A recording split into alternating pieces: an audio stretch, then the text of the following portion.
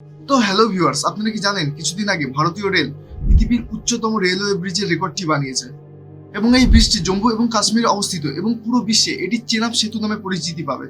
তাহলে বলতেই হচ্ছে ভারতীয় রেল 321 মিটারের এই ব্রিজটি বানিয়ে পুরো বিশ্বকে তাক লাগিয়ে দিয়েছে, তাই না?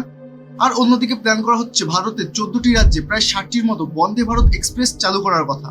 তাহলে হয়তো আপনারা বুঝতে পারছেন ভারতের রেল তার পুরো ফর্মে রয়েছে ডেভেলপমেন্টের, কিন্তু এটাই কি আসল সত্যি? চলুন জেনে নিই এই ভিডিওতে। পুরো ভারতে গত 5 বছরে একের পর এক রেলওয়ে দুর্ঘটনা ঘটে গেছে, একবার সেগুলির উপর নজর দিয়ে নিন।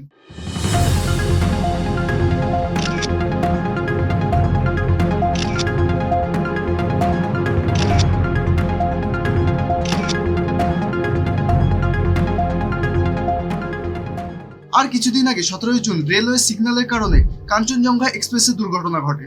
আর এই নিউজটা আশা করি আপনারা কম বেশি সবাই জানেন। আর প্রতিবার দুর্ঘটনার মতো এই দুর্ঘটনাতেও বেশ কিছু মানুষ আহত হয়েছে এবং অনেক মানুষ মারা গেছে।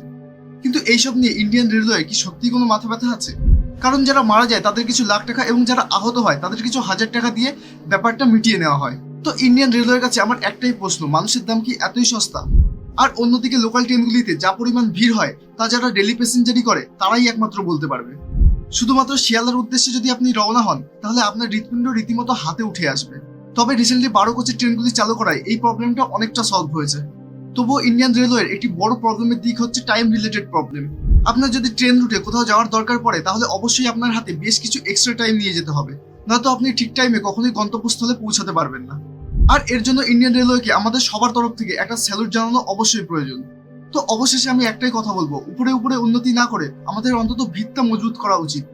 আর তাতে হয়তো নাম কামানো সম্ভব নয়, কিন্তু বাস্তবিক উন্নয়ন করা সম্ভব। কারণ আমি মনে করি একটি দুর্বল ভিতের উপর দাঁড়িয়ে কখনো একটি বড় বিল্ডিং গড়ে তোলা সম্ভব নয়। আর এই বিষয়ে আপনার মতামত অবশ্যই কমেন্টে জানান। আর এই ভিডিওটি শেয়ার করুন যাতে এই ভিডিওটি রেলওয়ে কর্তৃপক্ষের কাছে পৌঁছায়। এবং রেলওয়ে কর্তৃপক্ষের কাছে আমার একটাই রিকোয়েস্ট, প্লিজ সমস্যার সমাধানগুলি খুব তাড়াতাড়ি করুন। কারণ একজন সাধারণ মানুষ প্রতিনিয়ত এই সমস্যাগুলির সম্মুখীন হচ্ছে। তো ভিডিওটি এই পর্যন্তই। ভিডিওটি যদি আপনাদের ভালো লেগে থাকে তো লাইক, ফলো অ্যান্ড সাবস্ক্রাইব।